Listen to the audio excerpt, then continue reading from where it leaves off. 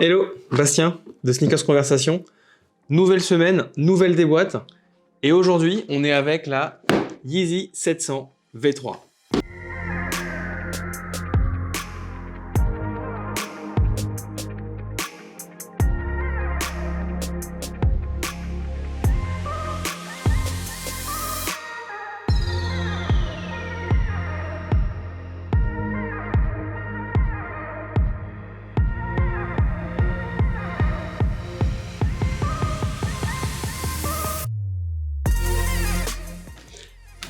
Et voilà la dernière Yeezy 700 V3 Arzarret. Modèle sorti donc fin août. Dernière Yeezy en date, si je ne me trompe pas. En tout cas, des modèles qui ont été présentés par notre ami Kanye et par Adidas. Donc c'est la 3e édition du modèle 700. Il y a eu la première très classique avec le coloris Wave Runner que tu as déjà sans doute vu. On a eu aussi la 700 V2 que j'ai aussi pour ma part vraiment apprécié. Et on a là donc la V3 qui est elle surprenante par son prix, puisqu'elle est à 200 € versus les 300 qu'on a eu donc auparavant sur les modèles précédents. Et pourquoi on a une baisse de prix? Et bien en fait à cause du boost qui n'est pas présent dans la semelle. On est sur une semelle Adipren. Et justement au niveau design, globalement je trouve que elle est un peu moins bien réussie. J'étais vraiment curieux de voir cette paire en vrai. Maintenant que je l'ai dans les mains, je comprends je dirais la prise de risque, la différence, etc. Appelle-le comme tu veux. Maintenant, voilà, la cage en TPU qu'on a donc tout autour ici, qui est réfléchissante, est sympa, mais pas dingue.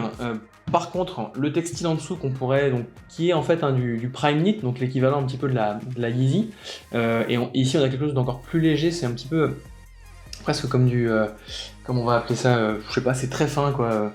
Bref, globalement dans l'ensemble, le design n'est pas incroyable. Chose qui m'a surpris, les lacets ne font qu'un.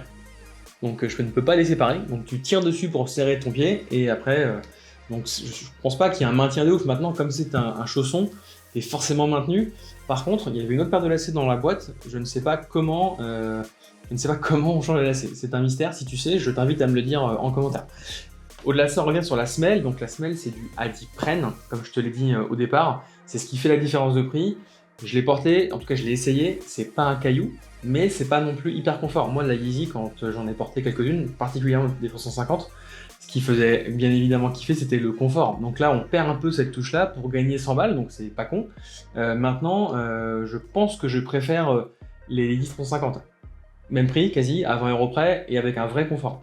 Là, pour le coup, encore une fois, hein, c'est pas mal, mais c'est pas incroyable. Donc on a une semelle Adipren, on a une techno ortholite, hein, c'est indiqué donc à l'intérieur. Ortholite, c'est quoi? C'est la techno en fait qui permet une meilleure respirabilité au niveau de la semelle avec un certain confort. Et dernier détail, l'avant du pied. Donc on a ici, hop, ça fait la mise au point. On a ici en fait du rubber. C'est vraiment je dirais du rubber, donc une techno une matière un peu gomme, assez rugueuse, qui m'a surpris. Je m'attendais à du daim en fait à cet endroit. Donc c'est plutôt pour le coup plutôt cool en termes de matière et je pense assez résistant dans le temps. Globalement la silhouette, elle est, je t'enlève l'étiquette, c'est un peu mieux. Globalement la silhouette, elle est quand même pas trop mal. Un peu protubérante, un peu particulière. J'ai écouté il n'y a pas très longtemps, soit tu l'aimes, soit tu la détestes cette chaussure. Clairement dans mon cas, je suis plutôt pour la détester, je l'aime pas vraiment de ouf quoi. Mais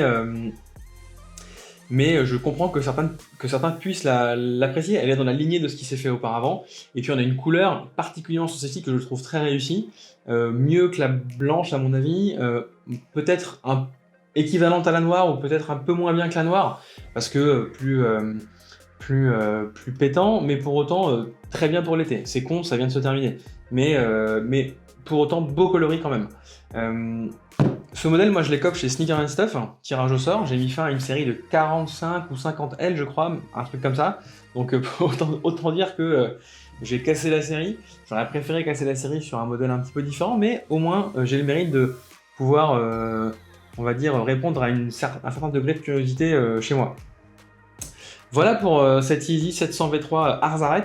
Je te laisse me dire en commentaire ce que tu en penses. Est-ce que c'est un modèle que tu kiffes? Est-ce que c'est un modèle que tu achèterais? Et surtout, Est-ce que c'est un modèle que tu porterais? Puisque clairement, moi, je ne le porterai pas. Je te laisse me dire ça en commentaire, juste en dessous. Sinon, je t'invite bien évidemment à nous suivre, à liker la vidéo si elle t'a plu. On essaie de sortir une des boîtes quasi toutes les semaines à peu près, soit ici, soit avec Bonsoir, avec qui on bosse régulièrement. Et puis évidemment, retrouve-nous sur Instagram, c'est là que beaucoup de choses se passent, c'est là qu'on fait pas mal de stories, de posts, etc. Et tu peux bien sûr nous poser toutes les questions que tu as sur les sneakers que tu croises sur internet ou en magasin évidemment. Je te dis à très bientôt pour une prochaine déboîte et surtout prends soin de toi. Ciao!